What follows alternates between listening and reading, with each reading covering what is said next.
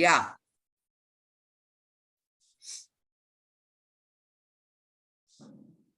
Listo, padre.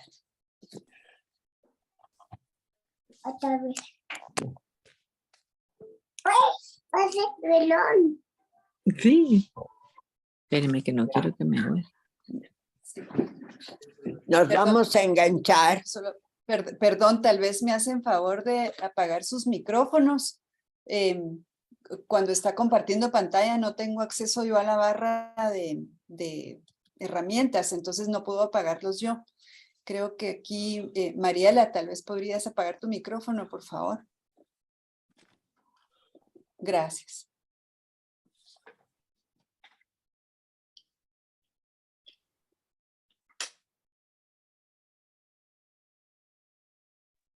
La imagen también, ¿verdad, Beatriz? Pues la imagen estamos bien, pero creo que la internet de aquí de la universidad es bastante robusta, entonces no hay problema. El problema es con que no tengamos otros micrófonos abiertos para no distraer a los demás. Con tal que se elogie. Sí. Ok, Sí. estamos padres. Sí. Bueno, estábamos viendo cómo San Ignacio en el periodo de convalescencia descubrió esos movimientos internos. Ahora vamos a ver qué significa este transformado en un principio de acción. Entonces, esta interioridad será el principio de su conversión, el proceso de elevación espiritual en toda la vida. Dejó una vestidura militar, su espada, en el santuario de Montserrat. Esto fue el primer viaje que hizo cuando salió de su enfermedad. Y delante de la Virgen, él dejó sus cosas militares, su espada y su vestido militar, para empezar una vida nueva.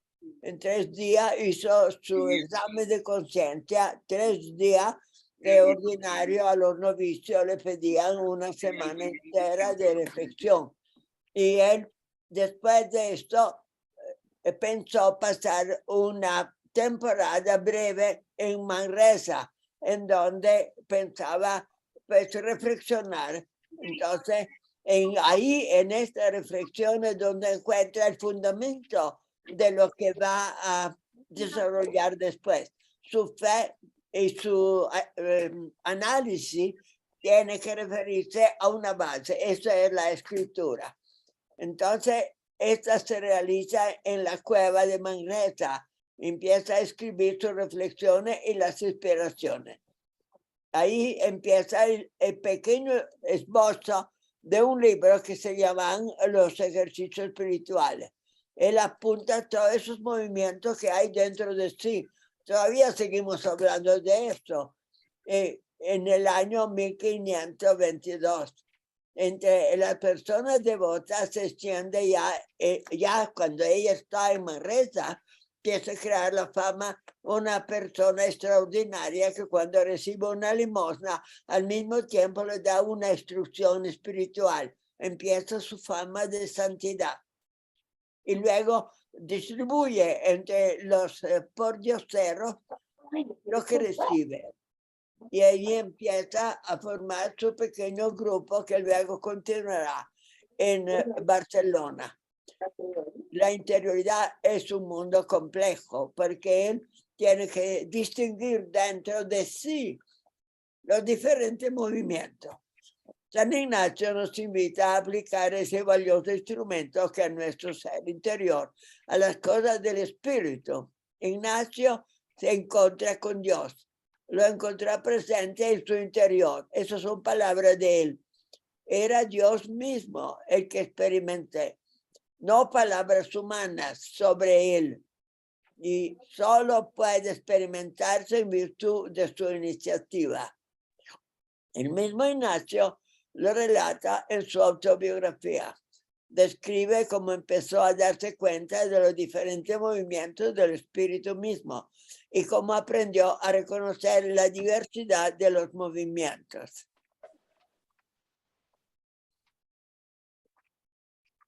Esto es el efecto de ese cuadro que podemos ver cuando él estaba meditando en su enfermedad. Entonces, siente que solo son válidos los movimientos internos que le producen alegría. Las novelas románticas le daban ocasión para largas horas de reflexión, soñando ser caballero digno de su excelsa señora, que era una señora de la corte que él realmente conocía. Pero esto resultaba en su irrealizable y le dejaban con la situación actual y le dejaban finalmente con mucha tristeza. Cuando leía la vida de Cristo de Landolfo de Sajonia, que era una vida escrita ya en la devoción moderna, o sea, Cristo el centro y Cristo muy material, muy humano. Y la virtud heroica de los santos comprendía toda su dificultad, la lucha para conseguir tales méritos. Pero al final esta reflexión le dejaban con paz y alegría. Estas son palabras de él. Cuando pensaba en aquello del mundo, se deleitaba mucho. Mas cuando después de cansado lo dejaba, hallábase seco y descontento. Y cuando en ir a Jerusalén descalzo, y no en comer, sino hierbas, y hacer todos los demás rigores que veía haber hecho los santos, no solamente se consolaba, más aún después de dejarlo quedaba muy alegre. Ahora, él describe cómo hay diferentes movimientos internos y quiere llegar a una palabra que se llama moción del espíritu. Cada tipo de emoción a raíz de su lectura era una real experiencia. Involucraba todo su ser, desde las sensaciones más extremas de lo corporal hasta su participación interna que provocaba su reacción de conciencia. Esto significaba salir de la dinámica en la que estaba ensimismado, reconocer que más allá de uno, afuera y adentro, hay una realidad poderosa que lo circunda y lo contiene. Así comenzamos con el registro de las emociones. Para que sea emoción necesita 4 cosas. La emoción es un movimiento afectivo que sucede dentro de mí, de una mirada, un silencio, un deseo y un pensamiento. Fíjese bien, mirada es la primera, sensibilidad. Silencio ya es una contestación.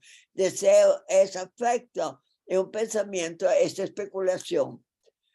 La emoción de golpe, y en ella se expresan 4 elementos: la sensación, algún sentimiento, algún deseo y pensamiento. Los vamos viendo poco a poco.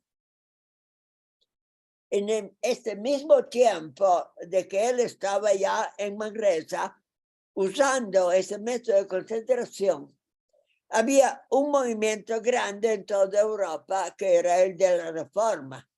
La palabra reforma nos engaña porque no es un movimiento unitario, sino que es como una atmósfera en donde en varios lugares, en Suiza, en Francia, en Holanda, en Alemania, y lo mismo en España, hay una rebeldía contra la estructura superficial de la iglesia, los ritos, los sacramentos, algunos objetos de fe.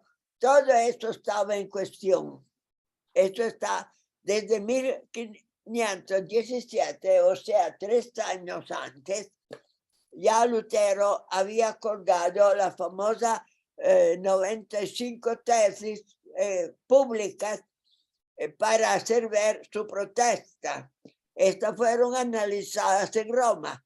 Entonces, el año 20, Lutero había sido excomulgado por León X, por la cuestión de las 95 tesis.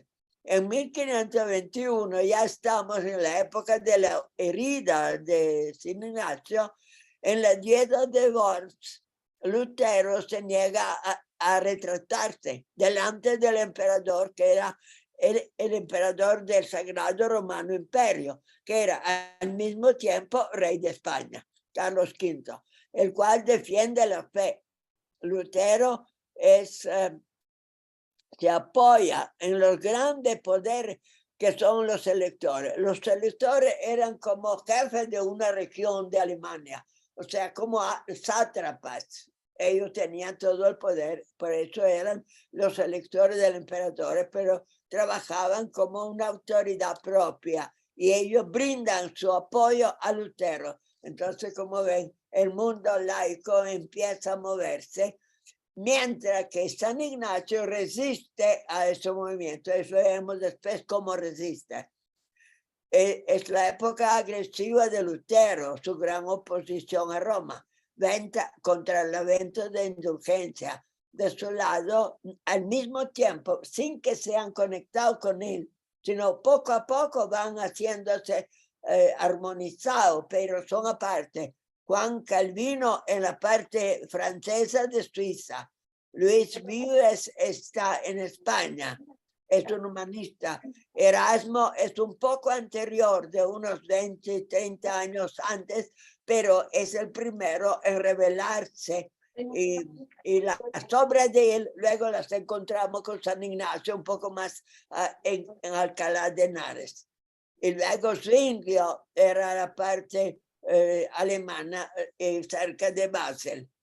Así que en este ambiente él estaba concentrado en Manresa. Vamos a analizar los 4 elementos que sirven para una moción espiritual. Primero, la sensación. Nuestro cuerpo reacciona de golpe ante un sonido, una luz y una voz atractiva o un recuerdo. Nos corta el aliento y nos hace gritar de horror o exclamar por la maravilla y decir palabras explosivas. Esa es la primera impresión, es la sensación. San Ignacio habla de una efusión de lágrimas por el rostro o estar regocijado de manera hasta tener que apretarse el pecho por el intenso amor a la Santísima Trinidad. También recuerda hallarse con devoción y confianza. Las sensaciones corporales aparecen en nosotros como reacción moral ante algún acontecimiento. La memoria de algo triste nos puede hacer llorar. Poemas que recordamos algo nos provocan enojo o rabia. La noticia de una situación preocupante nos deja pasmados, sin saber qué hacer. Nos puede provocar ansiedad, falta de aire o sensación de estar perdidos. Eso le pasó a San Ignacio en Manresa. No es maravilla de un trabajo espiritual que tenga que ver con el cuerpo. Todo conocimiento más especulativo, filosófico, como dice Husserl, comienza por una sensación material. La Virgen delante de la cual había dejado sus signos de paganos, digamos, laicos. El segundo elemento que entra en la emoción son los sentimientos. Partiendo de lo físico, el cuerpo, entramos en algo interior, el sentimiento que son físicos, psíquicos, a la vez son interiores, material de nuestro cuerpo. Los sentimientos son nuestra reacción ante el valor de las cosas que se nos presenta, agradable o repulsiva, excéntrica o espléndida. Los sentimientos se definen como hecho o efecto de sentir. Es un estado afectivo de ánimo. Son formas de impresiones en que reacciona el cuerpo y el ánimo de uno. Y lo más externo del cuerpo transmite su movimiento a lo más propio de sentirse uno. Implica la realidad percibida. Es el lenguaje del cuerpo en la espera de ser traducido en la intimidad de nuestra historia personal.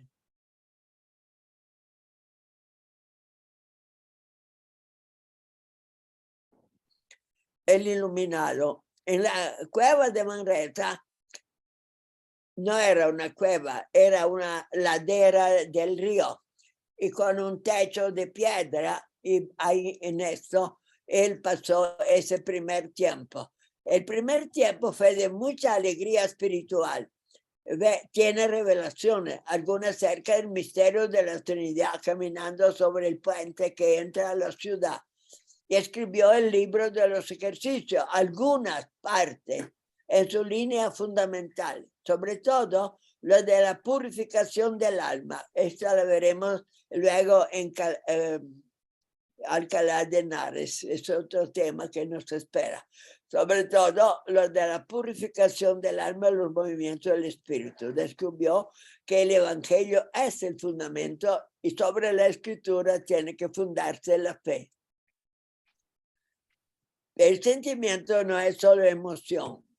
La emoción es una alteración fuerte del ánimo, intensa y pasajera, penosa, que acompaña con cierta conmoción corpórea. El sentimiento capta el valor, mientras que la conmoción reacciona como una fuerza. Las emociones son afectivas, breves y pueden ser intensas. Puede un susto de ira e inseguridad, sentirse solo o desamparado si no hay solución. Tristeza, alegría, asco, sorpresa, desprecio, todo pertenecen a la emoción. Las emociones preparan los sentimientos que son algo más elaborado, incorporado a la vida de uno y grabados en la memoria. Las impresiones que eran solo emociones se convierten ahora en sentimientos claramente expresados, como amor, odio, deseo, rechazo, alegría. Esto ya es el efecto de estas primeras impresiones que se aplican generalmente a cosas espirituales, a Dios, a la Virgen o a los misterios que está meditando. San Ignacio habla de un amor íntimo a la Santísima Trinidad, de amor ir con ganas de llorar y que no sentía claramente o que le quitaba el deseo de decir más. Como interrumpo un poco esta teoría, recuerden que la casa de él es esta casa cuadrada en donde le prohibieron que fuera todo de piedra, la última parte es de ladrillo porque era un noble del campo, entonces había leyes que esta es la entrada que todavía existe con el escudo de Loyola y esta es la vista en su aspecto actual. Los deseos son el tercer elemento que entra en la composición de la moción del espíritu. El deseo es una fuerza que se proyecta hacia un objetivo para alcanzar. Los deseos se expresan como respuesta a la satisfacción de nuestra necesidad fundamental. La necesidad que se manifiesta con el deseo de la conciencia de un ser incompleto, que tiende a realizarse, a buscar su complemento. Esta necesidad se manifiesta como una insatisfacción. Entonces, el deseo provoca la incapacidad de ser realizado. Significa que el ser humano desde que nace está incompleto y normalmente insatisfecho. Hay momentos en que podemos sentirnos como satisfechos y cumpliendo nuestros deseos, pero esto es temporal, por tanto es una satisfacción no confiable. Parece que estamos movilizados por un dinamismo inacabable, constantemente humano. Siempre le falta algo y quiere más. Los deseos son ambivalentes, pueden conducirnos a una realización auténtica o llevarnos a un fracaso y la autodestrucción. Para que tengan una idea del río que está pegado, esa ladera es muy alta, como ustedes ven. Él estaba situado en una de estas laderas de piedra alrededor del río. La ladera del río ofrece su refugio en la cueva, acudía a la misa en la catedral. Manresa y sus excesos de penitencia. Se hizo crecer la cabella y las uñas, pidiendo limosna como por diosero. Esta es la primera parte. Y las compartía con otros pobres lo que había recibido. Pero fue reconocido ya como santo por las personas que le daban la limosna, escuchando lo que él ofrecía de espiritual. Refugiado en la ladera del río, debajo de un techo de piedra, se empieza a escribir apuntes de sus reflexiones. Aquí nacen los ejercicios espirituales. El mapa donde está situado Manresa está muy cerca de Montserrat y es una pequeña ciudad en el campo. San Ignacio encuentra sus fuentes de inspiración. Todavía influye en él el Flor Santorum, o sea, la vida de los santos de Adolfo de Sajonia, como modelo de perfección cristiana. También conoce la imitación de Cristo. Este librito que durará y será un libro precioso para muchos de los santos. El autor es Thomas Kempis. Es la síntesis de la devoción moderna. Algún día hablaremos de esta devoción moderna por su origen, pero esta sería la conclusión. Al final, resumen todos los principios de esta devoción, que era una mística de recogimiento interior y colocando a Cristo humano, admirable, con todos sus gestos materiales, y a partir de ahí nuestra devoción. Aquí ven a la catedral de Manresa, donde él iba a escuchar la misa, el coro, a rezar con los frailes, con los canónigos. Y también tenía sus amigos en algunos tiempos para sacerdotes, para poder tener sus consejos. Pero luego empieza la segunda parte del tiempo que pasa en Manresa. Entonces, deseo de ser Dios. La Biblia ya percibió esta insatisfacción y lo sentizó en el deseo de Dios. Este ya se vislumbra en el primer pecado de Adán, los deseos indispensables para vivir plenamente la vida. San Ignacio se experimenta movilizado por sus deseos, deseo de honra, deseo de servir al Rey y Dios, de la mayor gloria de Dios, deseo de opropio, de menosprecio, como si viera que en ellos está el que nos moviliza. El deseo aparece en las emociones como tercer elemento. No todos los deseos son buenos. Esto es necesario reconocerlo. Y brota como un impulso que en cierta dirección, de acuerdo con mis sentimientos, tendré ganas de acción. Una alegría intensa puede provocar el deseo de abrazar o gritar, enojo o rabia. Una imagen de él rezando en la cueva con la inspiración de la Virgen.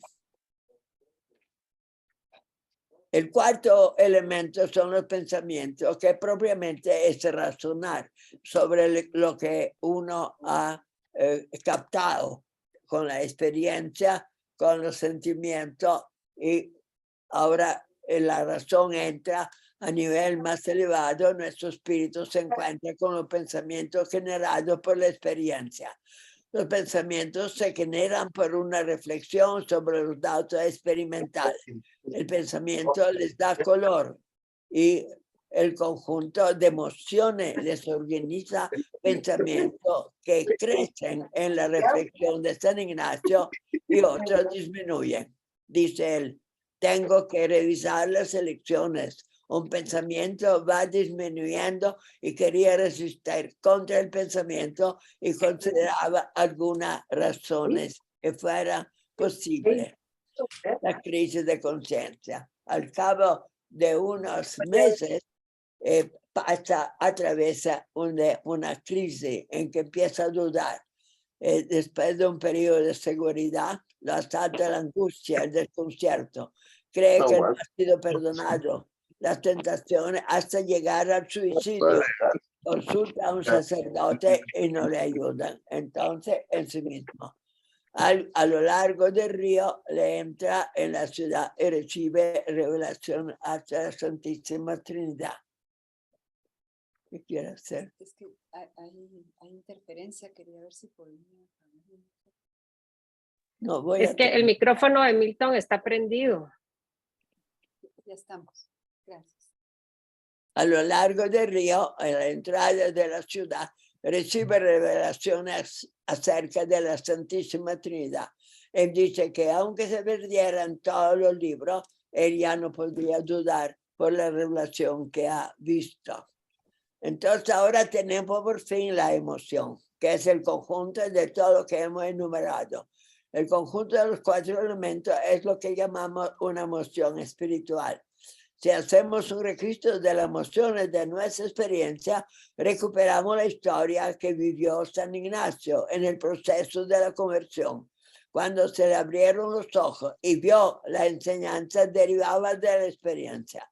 Pensó que a través de los movimientos realizados en su espíritu, entre espíritu bueno y espíritu malo, había una comunicación de Dios a una de sus criaturas. Y por fin, 33, 34. Ahora ya terminó la época de Manresa, todavía logra ir a Jerusalén. Va en esta peregrinación y regresa 15 días allá, lo sacan violentamente los frailes porque los árabes les habían prohibido de admitir más.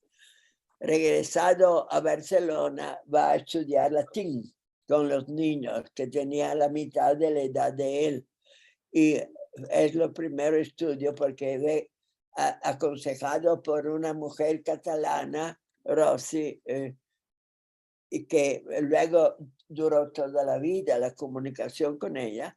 Luego abandonó Barcelona cuando a los 3 años de estudio de latín y por fin se fue a Alcalá de Henares para inscribirse a la universidad. Hasta ahí hemos decidido y ya empieza su apostolado. Es la primera vez que empieza realmente a formar grupo. Pero desde Barcelona a Alcalá ya había ganado otros 3 jóvenes entre los pordioseros, pero eran jóvenes y deciden estar con él. Así él llega a Alcalá de Henares acompañado con esas 3 personas que visten como él un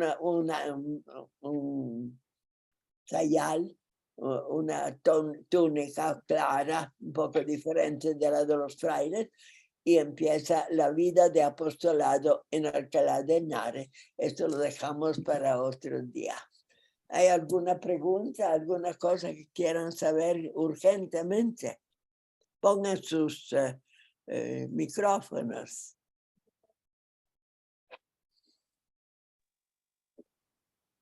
En Alcalá, él se encuentra con la Santa Inquisición, porque lo confunden con los alumbrados, porque lo de ser alumbrado venía desde Toledo. Toledo era la sede antigua de España y ya había un movimiento, pero él se separa de esto, nunca cae. Hay otra tentación que es el editor de Erasmo de Rotterdam, que tiene una guía para los cristianos. Entonces ahí empieza realmente su apostolado. Pero admira mucho a Erasmo y lo lee. Entonces estamos ya en un conflicto. Interviene el Santa Inquisición y lo llevan a juicio, pero nunca lo condenaron a él realmente. Bueno, esto continuamos la próxima vez. Dejamos de compartir, padre. Para recibir. Gracias. Si quieren comentar algo o lo sienten muy lejano o lo pueden vivir al mismo tiempo, bueno, lo que puedan decir. Pongan su micrófono para que los escuchamos. Gracias, padre. Yo quiero solo comentar, o más que todo, la reflexión que nos ha dado de San Ignacio tiene mucha similitud con San Francisco de Asís. Como que hay una relación ahí de sus conversiones, como para que nos amplíen eso. Sí, es cierto, ciertos rasgos son parecidos, volver a los primeros cristianos. Eso lo vamos a ver en Alcalá, porque allá desean formar grupos pequeños, igual como los primeros apóstoles, que no fueran grupos grandes. O sea, es un poco diferente de San Francisco, el ambiente de San Francisco es completamente otro. Aquí está en esa atmósfera, esa aura de los alumbrados. Él no cae en ese peligro, pero está muy cerca y admira mucho a Erasmo y lee las obras de él porque se hace amigo de un editor que está editando ya en latín y en español las obras de Erasmo. Entonces, el manual para un guerrero católico era de Erasmo. Y él leyó en combinación con este editor que se llamaba Eguía, que hizo amistad con él. Además, los tres que había traído de Barcelona también estaban con él predicando en público. Pero esa es su nueva forma, es el apostolado. La primera vez en que dedica a ayudar a las almas. Ese era el ideal que había concebido desde la peregrinación en Jerusalén. Bueno, yo creo que ya está. Usted manda, padre. Ya, entonces dejemos la cosa abierta. ¿Cuándo vamos a continuar? Ahora viene la Navidad, es difícil, la gente no tiene tiempo para asociarse. Tenemos enlace para el próximo martes, pero no sé si quieren que nos No reunamos. no ¿Ya no? vale la pena, no. No, para el próximo martes ya estamos demasiado cerca y la gente se ha muy ocupada. Así que dejemos esto, así continuaremos en enero y se les enviará una nueva, un nuevo link, una nueva